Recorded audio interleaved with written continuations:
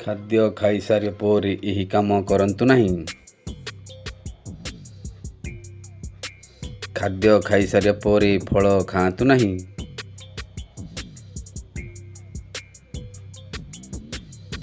ଖାଦ୍ୟ ଖାଇସାରିବା ପରେ ବ୍ୟାୟାମ କରନ୍ତୁ ନାହିଁ।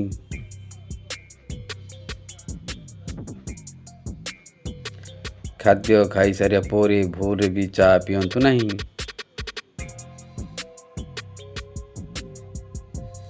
ଖାଦ୍ୟ ଖାଇସାରିବା ପରେ କଦାପି ଗାଧୋଇବା ଉଚିତ ନୁହେଁ।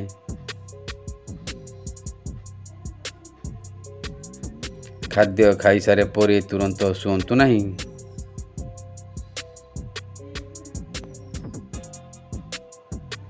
ଏହିଭଳି ହେଲ୍ଥ ଟିପ୍ସ ପାଇଁ ଆମକୁ ଫଲୋ କରନ୍ତୁ, ଲାଇକ୍ କରନ୍ତୁ, ସେୟାର କରନ୍ତୁ ଏବଂ ସବସ୍କ୍ରାଇବ୍ କରନ୍ତୁ।